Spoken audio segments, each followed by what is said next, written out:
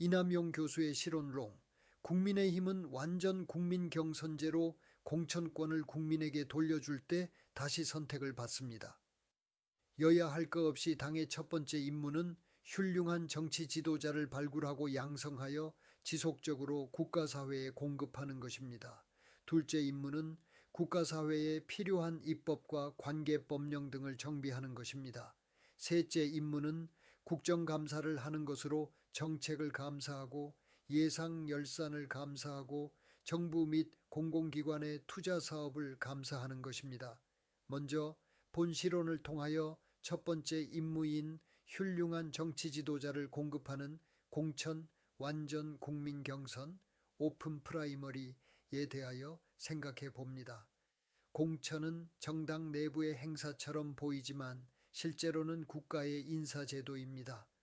정당이 어떤 사람을 후보로 세우느냐에 따라 국회가 무엇을 만들지, 행정부가 무엇을 집행할지, 지방정부가 어떤 예산을 어디에 쓸지가 연쇄적으로 결정됩니다.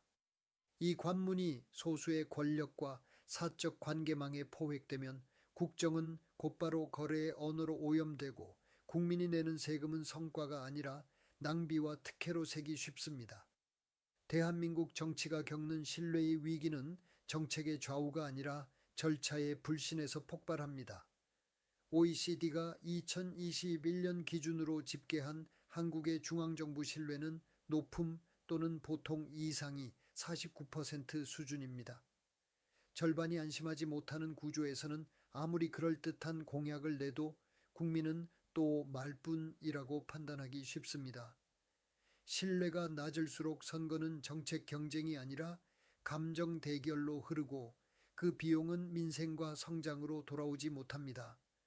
따라서 국민의힘이 다시 국민의 선택을 받는 첫 단추는 인재의 출발점인 공천을 개혁하는 일입니다. 공천권을 국민에게 돌려주는 완전 국민 경선, 즉 오픈 프라이머리는 정당의 체질을 바꾸는 구조 개혁이며 당의 첫 번째 임무인 정치 지도자 발굴과 양성을 제자리로 되돌리는 가장 직접적인 방법입니다. 공천이 바로 국가를 살리거나 망치는 이유입니다. 정당의 가장 중요한 임무는 훌륭한 정치 지도자를 발굴하고 양성하여 지속적으로 국가사회에 공급하는 일입니다. 이 임무가 무너지면 정당은 선거철마다 외부 인지도를 가진 인물을 급조해 세우거나 내부 권력자에게 줄선 인물을 끌어올리는 방식으로 버티게 됩니다. 그 결과 정치는 전문성과 책임이 아니라 인기와 충성으로 평가되기 쉬워지고 국정 운영의 품질은 필연적으로 떨어집니다. 공천이 인재를 결정하고 인재가 입법을 결정하며 입법이 예산과 사업을 결정하고 예산과 사업이 국민의 생활 비용과 불안 비용을 결정합니다. 공천 개혁이 모든 개혁의 출발점인 이유가 바로 여기에 있습니다. 완전 국민 경선이 만드는 새로운 관계 질서를 보아야 합니다. 오픈 프라이머리는 공천을 정당의 소유물에서 국민의 선택으로 바꾸는 장치입니다.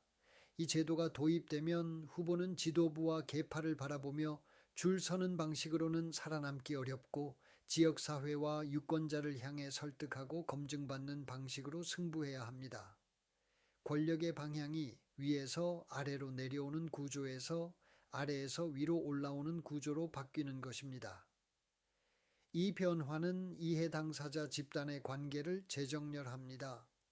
당원은 동원 기계가 아니라 후보 검증과 양성, 지역정책 생산의 핵심 역할을 맡게 되고 일반 유권자는 정당이 강요한 선택지를 수동적으로 받아들이는 존재가 아니라 후보 선발의 최종 심판자가 됩니다. 언론과 시민사회는 폭로와 감정이 아니라 검증과 비교의 장을 넓힐 명분을 얻고 낙선자는 결과 승복을 제도적으로 요구받는 대신 공정한 절차라는 보호막도 함께 갖게 됩니다. 다만 완전 국민 경선은 열기만 하면 된다는 단순한 구호가 아닙니다. 설계가 허술하면 역선택과 동원 정치가 판을 치고 후보는 정책이 아니라 선동으로 경쟁하게 됩니다. 따라서 오픈 프라이머리는 개방과 통제를 동시에 잡는 운영체계로 설계되어야 하고 그 운영 체계를 국민이 납득할 만큼 투명하게 공개해야 합니다. 한국의 법 체계는 당내 경선의 제도화를 이미 전제로 하고 있으며 특히 공직선거법 제57조의 소는 일정 정당이 당내 경선의 경선운동, 투표 및 개표 사무의 관리를 관할 선거관리위원회에 위탁할 수 있도록 하고 선거관리위원회가 투표 및 개표를 수탁관리하는 경우 그 비용은 국가가 부담하도록 규정하고 있습니다. 다만 선거관리위원회의 투개표 과정을 투명하게 공개 및 검증하여야 합니다. 완전 국민경선제로 공천개혁은 법 밖의 실험이 아니라 법 안에서 충분히 추진 가능한 제도 개선입니다. 공천 절차는 단순하게 공천 기록은 남기게 해야 합니다. 완전 국민경선의 절차는 유권자 입장에서 단순해야 합니다. 등록하고 검증 정보를 보고 투표하고 결과를 확인하는 흐름이 명료해야 합니다. 복잡한 단계는 유권자에게 불신을 만들고 불신은 참여를 떨어뜨리며 참여가 낮아지면 경선은 다시 소수에게 포획되기 쉽습니다. 실무적으로는 선거인단 사전 등록을 표준으로 두는 것이 안정적입니다. 무작정 당일 참여를 열어두면 동원과 중복의 위험이 커지고 사전 등록을 두면 본인 인증과 중복 차단, 이상 패턴 탐지 같은 통제가 쉬워집니다. 사전 등록 기간에는 최소한의 개인정보로 본인 확인을 하고 개인정보는 목적 외 사용이 불가능하도록 보관과 파기를 절차로 고정해야 합니다. 후보 등록 단계에서는 서류 중심의 형식 심사가 아니라 도덕성과 이해충돌, 공직윤리, 기본 역량을 동시에 확인하는 자격심사를 먼저 통과시켜야 합니다. 자격심사를 통과한 후보만 공개토론과 정책검증의 장으로 올려야 경선의 품질이 올라갑니다. 투표와 개표는 신뢰가 생명입니다. 오프라인 투표든 온라인 투표든 감사 추적이 가능한 기록이 남아야 하고 이해 당사자들이 참관할 수 있어야 하며 결과 산출 방식은 사전에 고정되어야 합니다. 절차는 단순하게 기록은 남기게 이해 절차는 신속하게가 완전 국민경선의 기본입니다. 후보자들의 자격과 기준은 도덕과 역량의 이중 필터가 되어야 합니다. 국민이 공천개혁에서 기대하는 것은 새 얼굴이 아니라 검증된 운영자입니다. 도덕성은 기본값이고 역량은 국가를 굴리는 실력입니다. 도덕성 검증이 느슨하면 공직의 품격이 무너지고 역량 검증이 느슨하면 민생의 비용이 폭증합니다. 완전 국민경선은 인기 투표로 전락하지 않도록 이중 필터를 내장해야 합니다. 도덕성 기준은 감정이 아니라 항목으로 구성되어야 합니다. 세금 체납, 범죄 경력, 변경 관련 사실관계, 이해충돌 가능성, 재산과 거래관계의 투명성, 경력과 학력의 진실성, 공직윤리 위반 이력은 최소한의 검증 항목이 되어야 합니다. 특히 이해충돌은 공직에서 가장 비싼 비용을 만드는 요인입니다. 가족, 사업, 후원, 로비 관계가 의사결정에 영향을 미치는 순간 정책은 공익이 아니라 사익으로 흐릅니다. 역량 기준도 항목으로 고정해야 합니다. 입법 역량은 법률과 예산의 구조를 이해하고 문서로 설계할 수 있는지로 확인해야 하고 행정 역량은 사업과 예산의 집행 과정에서 목표와 지표를 관리할 수 있는지로 확인해야 하며 협상 역량은 갈등을 조정하고 합의를 만들 수 있는지로 확인해야 합니다. 위기 대응 역량은 재난, 치안, 경제 충격 같은 상황에서 결정을 내리고 책임을 질 수 있는지로 검증해야 합니다. 검증의 핵심은 후보가 내는 공약을 실행 가능한 설계로 강제하는 데 있습니다. 공약은 목표만 외치면 누구나 할 수 있습니다. 그러나 목표를 달성하기 위한 법령 정비, 예산 재원, 집행기관의 책임 배분, 일정 부작용 통제까지 포함해 제출하게 하면 말과 실력은 바로 갈립니다. 완전 국민경선은 발언의 경쟁이 아니라 설계의 경쟁으로 만들 때 비로소 선진화됩니다. 비용과 운영은 국가 위탁과 디지털 감사로 해결됩니다. 완전 국민 경선을 반대하는 가장 흔한 명분은 비용입니다. 그러나 비용은 열지 말자의 근거가 아니라 어떻게 열지의 설계 변수입니다. 공직선거법 제57조의 소가 규정한 위탁 경선 구조를 활용하면 투표와 개표의 공정성을 높이면서도 국가가 비용을 부담하는 틀을 사용할 수 있습니다.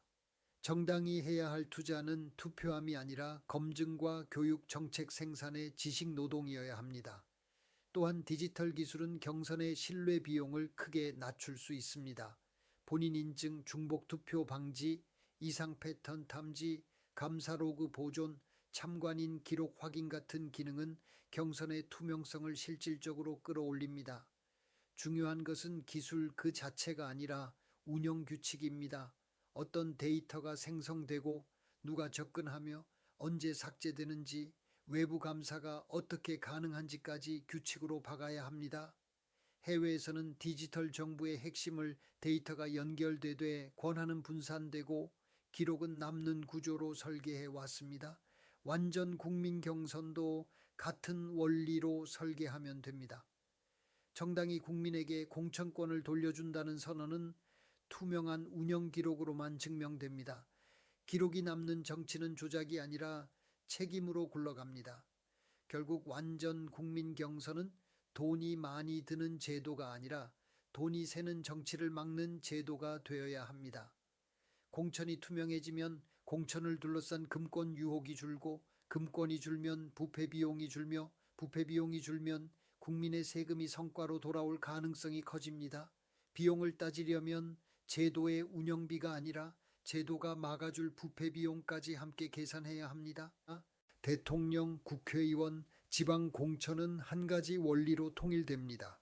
대통령 후보 경선은 전국 단위의 최고 운영자를 뽑는 과정입니다. 여기서는 외교 안보, 재정과 성장, 국가 위기 대응 능력, 헌정 질서에 대한 태도가 핵심 검증축이 됩니다. 전국 단위 공약은 말의 수사보다 재원과 실행 체계가 중요하며 경선은 토론의 이벤트가 아니라 국가 운영 계획의 비교가 되어야 합니다. 국회의원 후보 경선은 입법과 예상암시라는 기능을 수행할 사람을 뽑는 과정입니다.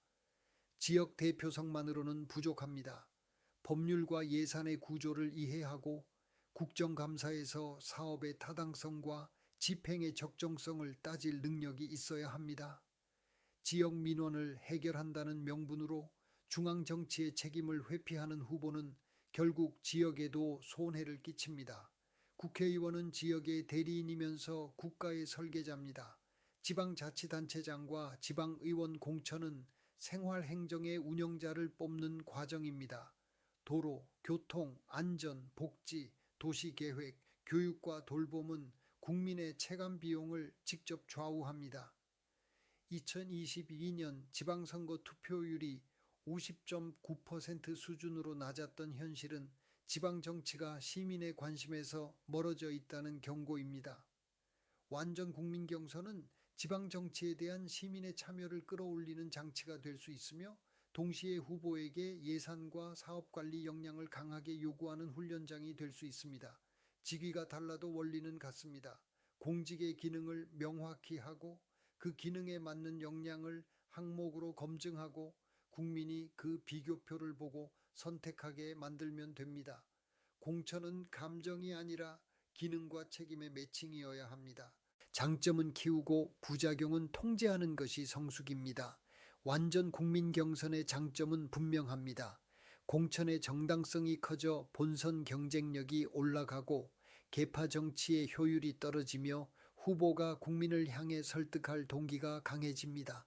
청년과 신인의 진입 장벽도 낮아집니다. 공천이 배분이 아니라 경쟁이 되면 정당은 인재를 양성하고 검증하는 조직으로 복귀할 수 있습니다. 그러나 부작용도 분명합니다. 역선택, 조직동원, 유명인 쏠림, 포퓰리즘 경연장이 될 위험이 있습니다. 이 위험을 이유로 제도를 포기하면 공천은 계속 닫힌 방에서 거래됩니다. 위험을 인정하되 통제장치를 설계하는 것이 선진적 해법입니다.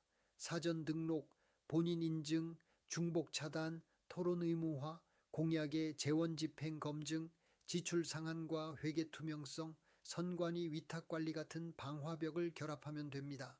미국의 프라이머리는 주별로 개방형과 폐쇄형이 섞여 있고 참여율이 낮다는 비판도 오래 존재해 왔습니다. 평균적으로 약 20% 안팎만 참여한다는 지적이 제시되는 이유는 참여 동기가 약하고 정보 비용이 높으며 경쟁이 약한 곳이 많기 때문입니다. 이것은 완전 국민 경선을 반대할 근거가 아니라 참여를 높이는 설계가 필수라는 교훈입니다. 참여를 부르는 경쟁 구도, 비교 가능한 정보 제공, 투표의 편의성, 절차에 대한 신뢰가 동시에 갖춰져야 합니다. 완전 국민 경선은 한 번의 행사로 끝나지 않습니다. 정당이 상시적으로 인재를 훈련하고 정책을 생산하며 지역의 문제를 해결하는 플랫폼이 될 때 경선은 활력을 얻습니다. 제도는 단독으로 빛나지 않고 제도를 떠받치는 운영 능력과 문화가 함께 빛납니다. 진보, 중도, 보수를 동시에 설득하는 길이 있습니다. 진보를 설득하는 핵심은 참여와 공정입니다. 공천이 소수의 권력이 아니라 시민의 선택이 되면 정치의 기회 구조가 바뀝니다. 시민사회 출신, 현장 전문가, 청년과 여성 인재가 진입할 통로가 넓어집니다. 약자를 말로 보호하는 정치를 넘어 약자가 권력 구조 안으로 들어오는 구조를 만드는 것이 설득입니다.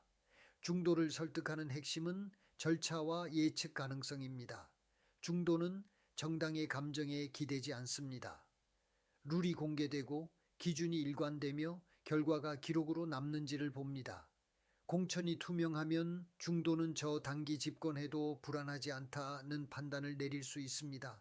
중도는 이념이 아니라 불안에 투표하고 불안은 절차가 해소합니다. 보수를 설득하는 핵심은 책임과 국가 운영의 안정성입니다. 완전 국민 경선이 인기 투표로 전락하면 보수의 장점인 책임과 질서가 무너집니다. 그러나 도덕성과 역량의 이중 필터, 정책의 실행 검증, 위기 대응 능력 평가가 결합되면 오히려 보수의 현대적 정체성을 강화합니다. 법치와 질서는 구호가 아니라 권력을 절제하는 절차와 책임지는 운영 능력에서 나옵니다. 국민의 힘이 다시 국민의 선택을 받는 길은 더 큰 목소리가 아니라 더 정교한 시스템입니다. 공천권을 국민에게 돌려주고 그 공천이 공정하게 작동하도록 절차와 검증과 기록을 제도화해야 합니다.